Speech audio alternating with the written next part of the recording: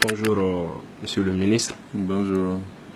Et merci de nous recevoir pour cette interview.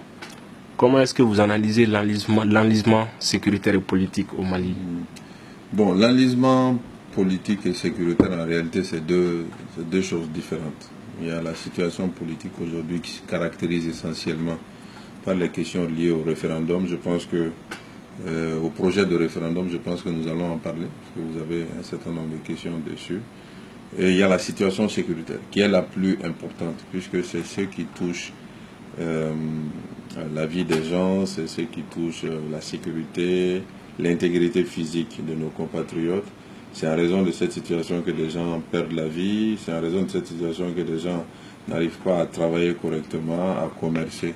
Et cette situation est beaucoup plus grave aujourd'hui. À mon avis, il y a plusieurs facteurs qui expliquent que sur le plan sécuritaire, nous n'arrivons pas à reprendre le dessus encore aujourd'hui grâce aux moyens intrinsèques de l'État. Je pense que le premier élément, c'est la mise en œuvre difficile de l'accord de paix. L'accord de paix, son objectif justement, c'est de faire en sorte que la sécurité soit une réalité sur l'ensemble du territoire. Aujourd'hui, l'accord de paix n'est pas mis en œuvre à 10%. Donc il y a des retards de part et d'autre. Il y a des retards liés au gouvernement, il y a des retards liés aux groupes armés. Le fait qu'on n'applique pas l'accord de paix, ça crée une situation de ni paix ni guerre qui favorise les fauteurs de troubles, les bandits, les terroristes et tous ceux qui ont intérêt à ce que l'insécurité grandisse. Parce que ça, il y a cette question qui est importante. La deuxième question, c'est, je dirais, la priorité qui n'est pas encore accordée à la sécurité et la priorité qui n'est pas encore accordée à l'occupation du territoire par l'État malien, par l'administration malienne, par les forces de sécurité maliennes. Moi, je ne sens pas véritablement que nos gouvernements successifs et donc notre gouvernement actuel a cela comme objectif cardinal. Alors que sans présence de l'État sur le territoire, il est difficile que la sécurité puisse régner. La nature a horreur du vide. Les problèmes communautaires que nous avons dans le Massina, dans le delta central, mais aussi aujourd'hui dans la région de Mopti, vers l'est, dans le pays d'Ogon, ce sont des problèmes qui sont aussi dus au fait qu'il n'y a pas de justice, il n'y a pas d'administration du territoire, il n'y a pas de gendarmes, il n'y a pas de garde. Et donc les gens ont tendance à se faire justice eux-mêmes et d'escalade en escalade, on arrive à des problèmes entre les communautés.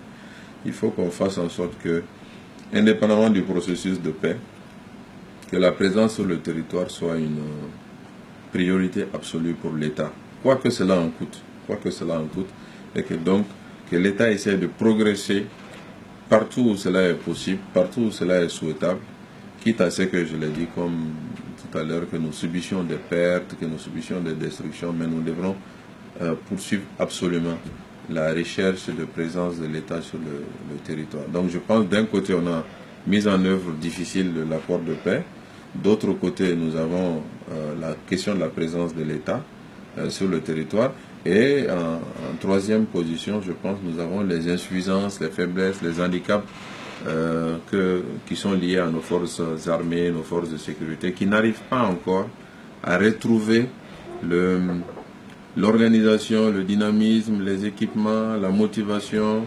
l'efficacité nécessaire pour sécuriser notre territoire par leur fait. Donc il y a aussi le fait que nos forces sont encore en convalescence. Et donc il faut agir sur tous ces aspects pour qu'on puisse commencer à sécuriser davantage le territoire et à sécuriser davantage nos compatriotes et donc à ramener la confiance entre les Maliens. Je ne suis dans aucun cas. Parce que je trouve qu'être dans un camp aujourd'hui est réducteur.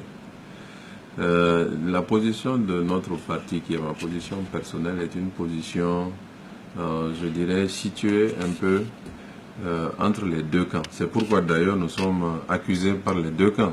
Ceux qui sont dans le oui considèrent que nous sommes populistes, les gens qui sont grosso modo dans la majorité présidentielle pour une large part. Certains nous traitent même de traîtres, figurez-vous. Et ceux qui sont dans le camp du Nord estiment que nous ne sommes pas suffisamment courageux et que nous avons fait une position mi-figue, mi-raisin. Nous avons souhaité depuis le début adopter une position de modération dans cette situation. Pourquoi une position de modération? C'est qu'il y a une explication. La première des explications, c'est que le parti Yelema, ma personne, moi-même, Moussa Mara, je pense que la révision de la Constitution est indispensable. Je l'ai écrit plusieurs fois, je le dis. Elle est indispensable pour appliquer l'accord de paix. Elle est indispensable aussi parce que notre Constitution mérite d'être actualisée. C'est une Constitution qui est assez vieille. Il y a eu déjà plusieurs tentatives, comme vous le savez. Le second élément, c'est que ce qui a été engagé par le gouvernement actuel, par le président Ibrahim Boubacar Keïta, il y a du bon dedans. Il y a des éléments qui sont positifs dans le projet. Mais il y a des éléments qui sont négatifs aussi. Donc quand nous avons une situation où vous avez un travail qui est inachevé, je pense que l'idéal, c'est que vous essayez de corriger ce travail de tous les aspects négatifs. C'est pourquoi le parti et moi-même, nous avons estimé que le président doit reculer, écouter les forces vives, notamment la société civile, prendre en compte les doléances et corriger tous les aspects problématiques, négatifs du projet, pour ensuite, ultérieurement, le représenter, afin que nous puissions avancer dans la mise en œuvre de l'accord de paix. Donc c'est cela notre position. Effectivement, cette position, elle n'est pas sexy, entre guillemets, puisque aujourd'hui, quand les passions sont exacerbées, les gens voudraient qu'on ait une position claire qui dit « je suis d'accord » ou « je ne suis pas d'accord ». Mais nous, on estime que dans une situation de ce type, il est très réducteur. Et finalement, pas très productif de dire simplement oui ou de dire simplement non. Notre souhait est que le chef de l'État entende les grognes des uns et des autres, qui reculent, qu'il écoute les Maliens, notamment la société civile, la plateforme anti-Abana en l'occurrence, qui corrige le projet de tous les aspects négatifs, de tout ce qui lui est reproché, et souvent à juste raison, et ensuite qui reprogramme la réforme, le référendum à un moment déterminé. Et nous avons souhaité d'ailleurs, nous avons fait une proposition à la matière, c'est-à-dire le 26 novembre, la date qui est prévue pour les élections régionales et du district. C'est cette position qui est la nôtre depuis juin et c'est cette position qui est encore la nôtre aujourd'hui. Maintenant, nous sommes dans une période où le président est en train d'écouter les uns et les autres. J'espère qu'il tirera la conclusion que nous lui souhaitons. Maintenant, s'il continue d'avancer, ça c'est un autre sujet. Nous aviserons à ce moment. Et le rôle, un des rôles des fonctions principales d'un parti politique, c'est l'éducation des citoyens qui est au cœur de vos actions. Depuis un moment, parce que c'est quelque chose qui revient très souvent dans vos analyses, l'éducation sociale des citoyens. Et aujourd'hui, si le parti Yelema ne prend pas vraiment une position où on ne voit pas de campagne de sensibilisation à la base, comment tout ce beau monde que Yelema a, que ce soit au Mali ou à l'étranger, peut se positionner par rapport à quelque chose d'aussi important pour la nation malienne? Mais nous estimons qu'aujourd'hui, il est prématuré de se positionner. Moi, je respecte ceux qui sont dans le camp du non, comme je respecte ceux qui sont dans le camp du oui. J'ai beaucoup d'amis dans ceux qui sont dans le camp du non, j'ai des amis dans ceux qui sont dans le camp du oui. Je respecte. Mais je dis aujourd'hui, la situation de notre pays est tellement complexe qu'on ne peut pas la résumer par un non ou par un oui, justement. La situation du pays est complexe. On vient de parler d'insécurité, vous avez d'autres éléments en rapport avec les problèmes de l'État, la question de la drogue, la question de la réconciliation, les destructions passées, la question de la justice, et je ne parle même pas de la question de la corruption. Quand une situation est complexe et que nous devrons y apporter une réponse appropriée, je pense que cette réponse, elle est rarement aussi simple qu'un oui ou un non.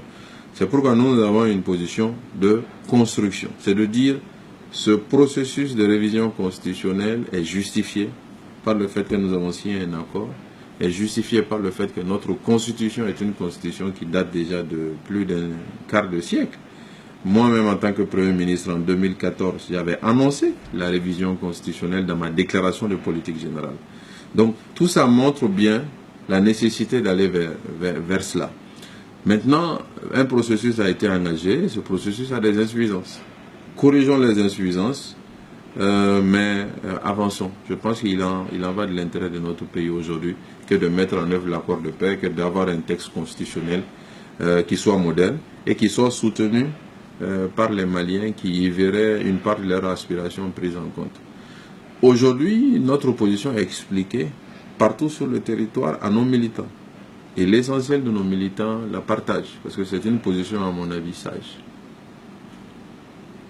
La solution, ce n'est pas le oui ou le non. La solution, c'est un oui après avoir pris en compte les positions des gens du non. C'est-à-dire qu'on puisse organiser demain un référendum, comme on l'a fait en 92, après que l'essentiel des Maliens se soit retrouvé dans le texte. Et donc que tout le monde puisse aller voter tranquillement, oui, pour ce projet de révision constitutionnelle qui a l'assentiment de l'essentiel de nos compatriotes. C'est ça l'idéal. L'idéal, ce n'est pas de confronter, c'est-à-dire que le oui montre qu'il est plus nombreux que le non, ou que le non montre qu'il est plus nombreux que le oui. Ce n'est pas cela. Aujourd'hui, pour faire face aux problèmes du Mali, je pense que nous n'avons pas besoin de division. Nous avons suffisamment de problèmes, je parlais tout à l'heure d'affaiblissement de nos forces armées de sécurité, de l'État qui n'est pas présent sur une bonne partie du territoire, de l'État qui ne fonctionne pas très bien à travers la justice ici ou là, y compris à Bamako, des problèmes de corruption, des problèmes d'emploi des jeunes. On a suffisamment de problèmes pour se diviser sur un texte aussi important. Mais là, c'est le chef de l'État qui doit faire un effort. Ce n'est pas ceux qui disent non qui doivent faire un effort, parce que c'est le chef de l'État qui est aux affaires. Et c'est lui qui doit conduire notre pays. Donc c'est à lui d'entendre les voix de sagesse qui se prononcent pour aller dans la bonne direction. Moi, personnellement, c'est ce que je pense. Et là, les citoyens, à mon avis, devraient s'y retrouver. J'aurais aimé simplement qu'il n'y ait pas de grogne sociale. Parce que j'estime encore une fois que la grogne sociale, bien que quelquefois légitime, parce qu'il y a des Maliens qui ont de véritables plaies, qui vivent dans des situations difficiles, et donc ils s'expriment un peu par cette situation, leur désarroi, leurs problèmes d'emploi, leurs problèmes de formation, leurs problèmes de revenus simplement. Donc l'idéal, c'est que l'État, mais aussi l'ensemble des décideurs parmi lesquels nous nous trouvons, que nous agissons si nous avons la possibilité pour qu'il n'y ait pas de grogne sociale. Notre pays ne doit pas se permettre d'aller de grogne sociale en grogne sociale. La grogne sociale, c'est des opportunités perdues pour travailler, créer de la richesse, se donner encore davantage la main et avancer. Donc moi, j'estime que nous devrons travailler à ce qu'il n'y ait pas de grogne sociale, plutôt que, comme on le voit malheureusement ici ou là, notamment au niveau de certains politiciens, rivaliser d'ardeur pour être les leaders de cette grogne sociale. À mon avis, il faut être les leaders de la construction sociale plutôt que des leaders de la grogne sociale. Comme je dis, moi j'aurais souhaité que ça n'existe pas. Mais vous savez, il y a un phénomène qui est profond dans notre pays sur le plan politique. C'est le recul des partis politiques. Tous partis politiques confondus, majorité, opposition, les Maliens se reconnaissent de moins en moins dans les partis politiques. Donc ce phénomène qui apparaît depuis quelques années, là on voit dans la plateforme anti-Abana une des illustrations les plus éclatantes, parce que c'est la société civile qui est leader, ce n'est pas les partis politiques qui sont leaders de cette plateforme. Pour moi, il y a un véritable défi pour les partis politiques, c'est comment faire en sorte que nous retrouvions la crédibilité d'antan, la capacité d'entraînement, la popularité et la capacité de mobilisation dans le temps, qui était peut-être là il y a 20 ans, il y a 30 ans. Il faut que les partis se posent cette question. Qu'est-ce qui fait qu'ils ne sont pas crédibles aujourd'hui? Et que donc dans une opération de ce type, dans une grogne sociale, un sujet qui est quelquefois très politique, comme le sujet de la réforme constitutionnelle, que ce soit la société civile qui soit leader et non les partis politiques. Moi, je préfère plutôt retenir ça, que les uns et les autres essayent de récupérer. C'est normal, puisque les uns et les autres essayent de retrouver de la crédibilité et de l'influence à travers des grognes sociales de ce type. Mais je pense qu'il faut savoir les dépasser, finir ce dossier. Et si demain ou après-demain, il y a des consultations électorales, des élections régionales, des élections locales, qu'il y ait de vrais débats, de projets de société, de candidats, de crédibilité, que les populations puissent voter. C'est deux choses différentes. Je sais bien que dans la grogne sociale, il y a beaucoup de gens qui aimeraient en découdre immédiatement, qui aimeraient, certains disent même changer de régime. Mais on n'en est pas là. Le pouvoir se donne par les urnes. Et il faut que cela soit le cas, c'est ça la démocratie. Mais les partis doivent retenir de cette situation beaucoup de leçons pour travailler à être plus crédibles et non forcément essayer la manipuler à leur profit. Parce que, je l'ai dit à quelqu'un encore aujourd'hui, quand vous arrivez au pouvoir sur le dos de la foule, un jour ou l'autre, vous risquez de fuir le pouvoir sous les huées de la foule. Il faut faire attention à ce genre de situation. Ce qui se passe par rapport à la plateforme est quelque chose de légitime et c'est même positif, puisque les citoyens se lèvent et disent qu'ils ne sont pas d'accord.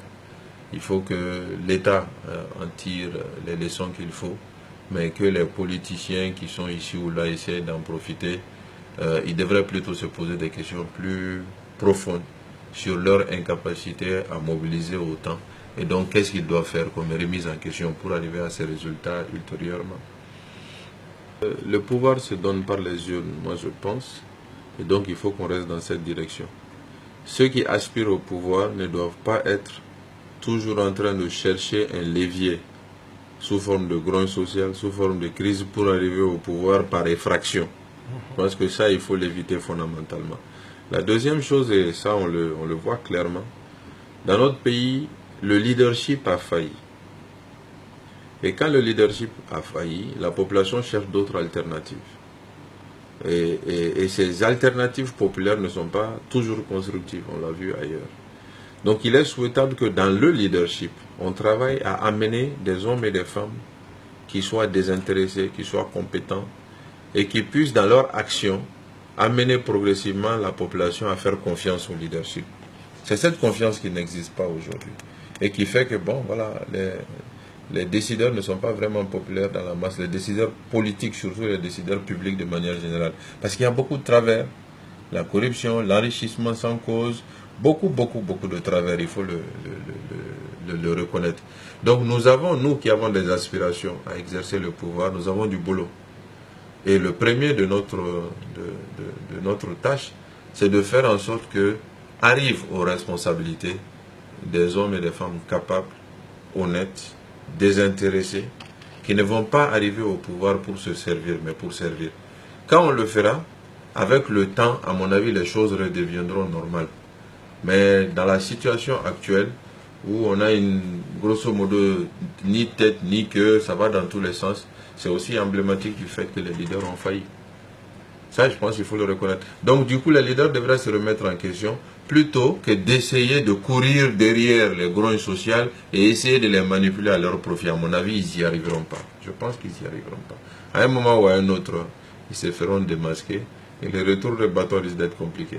Le vrai problème, c'est le leadership malien, les élites politiques maliennes qui se remettent en cause et qu'ils travaillent véritablement à ce pourquoi on doit les mettre aux responsabilités, c'est-à-dire répondre aux attentes des Maliens. Quand on le fera, oui, je pense que la confiance pourra revenir. Contrôlé par quelqu'un d'autre, depuis 20 ans que je le connais, c'est-à-dire depuis qu'il est à l'École nationale d'administration. Ensuite, il a fini l'École nationale d'administration. Il a un peu travaillé. Ensuite, il allait faire des études au Sénégal. Il est revenu. Je l'ai toujours vu égal à lui-même. Et tout ce qu'on constate aujourd'hui, on le découvre simplement. Le grand public le découvre. Mais moi, je l'ai vu comme ça depuis 20 ans. Il est toujours dans la dénonciation de ce qui ne marche pas. Dans un carré déterminé, dans une commune déterminée, dans un quartier déterminé, dans un marché, partout, jusqu'à aujourd'hui. Donc, ce qui arrive, c'est simplement, qu'est-ce que je vais dire, avec le développement des réseaux sociaux, il a explosé. Les Maliens l'ont connu, mais moi je le connais, et ce qui arrive n'est pas surprenant.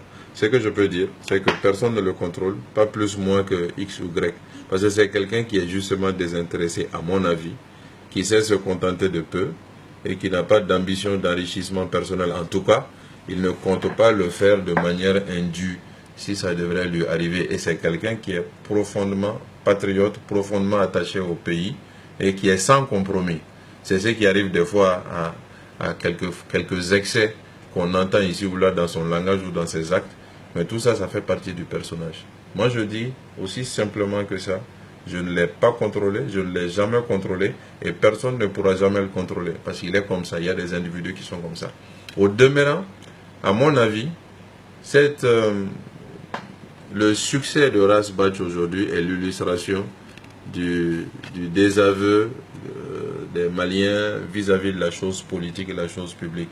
il est plus l'illustration d'un mal-être, d'une situation que les Maliens vivent difficilement, qu'autre chose. C'est pourquoi souvent, quand on a l'habitude de le dire, quand on montre la lune, il ne faut pas regarder le doigt qui montre la lune, c'est la lune qu'il faut regarder. Donc ce qu'il dénonce est beaucoup plus important que lui-même. Si on travaille sur ce qu'il dénonce, ceux qui sont au pouvoir aujourd'hui, s'ils corrigent ce qu'ils dénoncent, à mon avis, il ne sera pas aussi populaire que ça. C'est un thermomètre, en fait, Rasbach, c'est un thermomètre. Il faut qu'on le comprenne ainsi. Et il est à ce titre très utile pour notre démocratie, il est à ce titre très utile pour notre pays. Nous devrons avoir d'ailleurs plusieurs personnes comme lui qui jettent la lumière crue sur la gouvernance publique.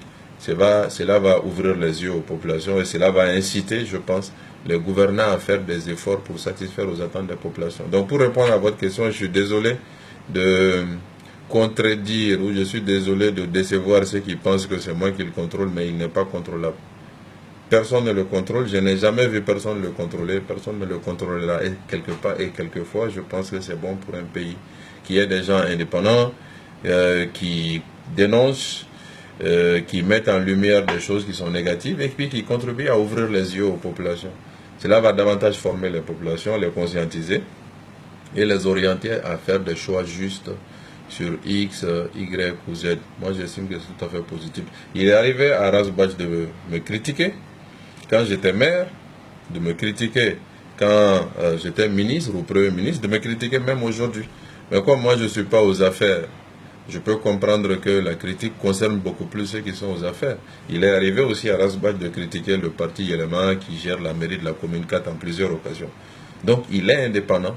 Il faut que nous le comprenions. Il faut que tous ceux qui l'accusent d'être acheté ou géré par X ou Y le comprennent et le laissent travailler. Maintenant, à chacun, notamment à ceux qui sont au pouvoir, de faire en sorte qu'il n'ait pas de choses à dénoncer. Et là, en ce moment, je pense que le phénomène restera un phénomène plutôt timide. À mon avis, choquer pour éduquer, ou caresser pour éduquer, ou informer pour éduquer, éduquer, pour moi, c'est le plus important.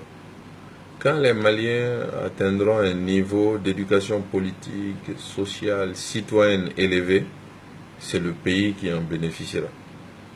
Ça veut dire qu'ils seront des électeurs avisés, qu'ils ne seront pas des électeurs achetables ou achetés, par exemple. Cela veut dire donc qu'il y aura des chances qu'on élise des responsables sur leur personne, leur projet, leur trajectoire, plutôt que sur leur portefeuille. Et ça, fondamentalement, c'est positif pour le pays. Cela veut dire aussi que les citoyens resteront engagés derrière leurs élus ou face à leurs élus, ce qui va obliger ceux-ci à exécuter ou à respecter ce qu'ils ont promis pour arriver aux responsabilités. En tout point de vue, des chroniqueurs, des personnes, des blogueurs, des activistes, comme ceux-ci, comme d'autres, moi je trouve qu'ils sont utiles, comme la presse classique.